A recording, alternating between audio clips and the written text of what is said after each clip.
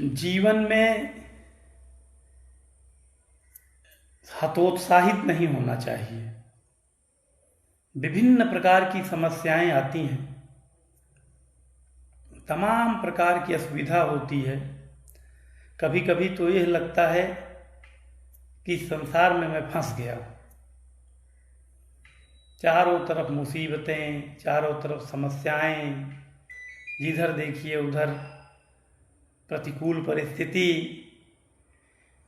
किंतु इन सब से घबराना नहीं चाहिए। प्रतिकूल परिस्थितियां किसके जीवन में नहीं आई। स्वयं श्री भगवान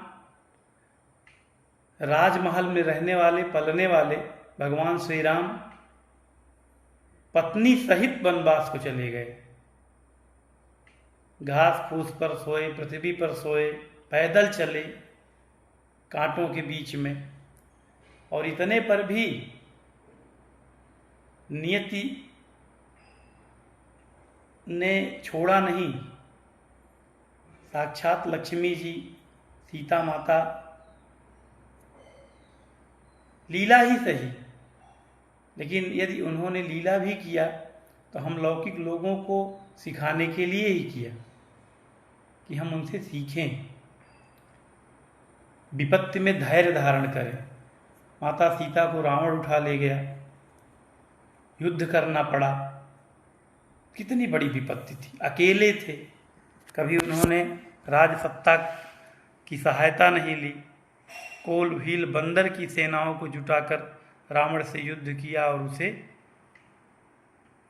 हराकर, उसका वध करके, उसका उद्धार करके माता सीता को वापस ले आए। बीच में भी बहुत समस्याएं आई।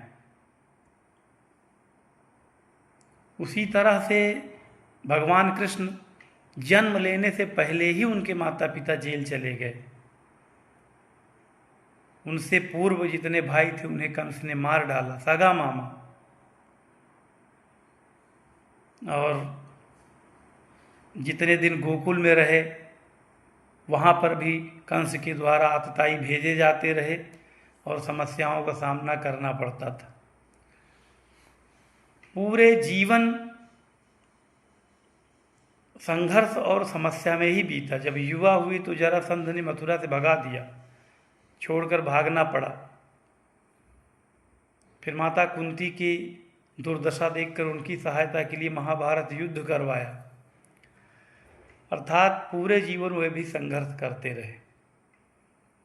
किंतु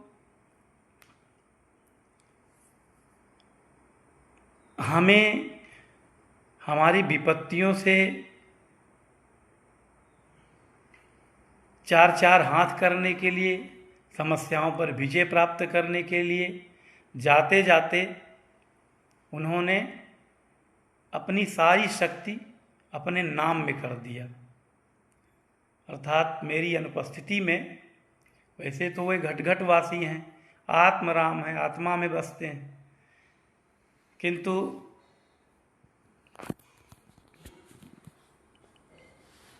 इन चर्म चक्षुओं से उनके दर्शन नहीं हो सकते, तो उन्होंने अपनी सारी शक्ति,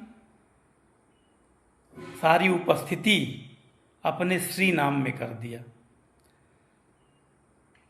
तो उन्हीं शक्तिशाली नामों को जप कर हम आने वाली समस्त विपत्तियों से लड़ सकते हैं और उन पर विजय प्राप्त कर सकते हैं।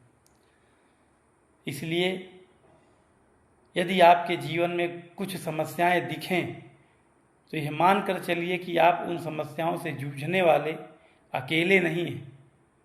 सारा संसार शास्त्रों, वेदों, उपनिषदों को पढ़िए। जितने उदाहरण दिए गए हैं सब समस्याओं से जूझने वाले भगवत भक्त रहे, लेकिन भगवान की कृपा से उनका बाल बांका नहीं हुआ और वह अपनी समस्याओं पर विजय प्राप्त किए। तो इसलिए जब आपकी कुंडली में ग्रह नक्षत्र का प्रभाव उल्टा दिखे तो निराश या भयभीत न हो, केवल श्री भगवान के नामों की शरण में आए। और प्रत्येक सनातन धर्म का पालन करने वाले मनुष्यों को चाहिए कि वह एक लक्ष्य बनाए कि दिन भर में 2000, 4000, 10,000 श्री भगवान के नाम जपने हैं। और श्री भगवान के नाम जपने में सबसे सहायक श्री विष्णु सहस्त्रनाम स्तोत्र ही है, क्योंकि जब एक बार श्री विष्णु सहस्त्रनाम स्तोत्र पढ़ने बैठते हैं तो एक झटके में 1000 नाम, वह भी तंत्र मंत्र शक्ति और समस्त क्लेशों को हरने वाले दिव्य प्रभावी नाम का 1000 नाम जप कर लेते हैं। इसके साथ साथ अष्टाक्षर मूल मंत्र का आधा घंटा 1 घंटा जप करें तुलसी की माला पर। और सबसे बढ़िया हमारे श्री संप्रदाय रामानुज संप्रदाय में जो दिया जाता है शरणागति मंत्र, जिसे आप शुद्ध अशुद्ध स्नान करे बिना स्नान किए सोते जागते चलते फिरते दिन भर जप कर कई हजार नाम जप सकते हैं। तो इन तीनों माध्यमों से आप 10,000 नाम बड़ी आसानी से भगवान के जप सकते हैं। और जब 10,000 नाम, 8,000 नाम, 5,000 नाम प्रतिदिन जपेंगे तो कोसों दूर आ रहे संकट को यहीं से एंटी मिसाइल मार कर ध्वस्त कर देंगे। आपको पता भी नहीं चलेगा कि आने वाले संकट कितने गंभीर और खतरनाक थे, और आपके ऊपर आने से पहले वो नष्ट हो जाएगा।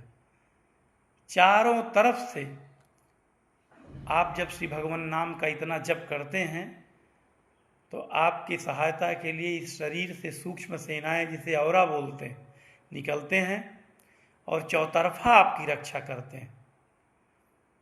आपके परिवार पर कोई संकट नहीं आता, आपके ऊपर नहीं आता, आपके बच्चे आगे बढ़ने लगते हैं, घर परिवार सुरक्षित रहता है, प्रचुर मात्रा में लक्ष्मी जी का आगमन होता है, स्वस्थ शरीर रहता है। और इसका प्रतिदिन अनुभव करेंगे। आप देखिए, अपने आसपास देखिए, हम 10,000 नाम की बात कर रहे हैं, लोग 100-200 नाम नहीं जपते। नाम जप का महिमा ही नहीं जानते, नाम जप का महत्व ही नहीं जानते, उन्हें ज्ञान ही नहीं है। इसलिए इधर उधर भटकने के बजाय भगवान के श्री नामों में दृढ़ इच्छा शक्ति रखकर, दृढ़ विश्वास रखकर खूब जपिए। जब आप 10,000 नाम का बैंक बैलेंस बनाकर चलेंगे प्रतिदिन, तो कभी होगा कभी नहीं होगा, किंतु ये करोड़ों में परिवर्तित हो जाएगा। और इसकी मैच्योरिटी जैसे जैसे होती जाएगी, आपके अकाउंट में आपके पुण्य ऑटोमेटिक क्रेडिट होते जाएंगे और इस संसार में राजकुमार बनकर विचरण करेंगे, बिना दुख के, सर्व सुख प्राप्त करके, हंसते हुए मुस्कुराते हुए, बिना किसी चिंतन के, भगवान का नाम जपते हुए नारद जी की तरह विचरण करते रहेंगे। श्री राधे।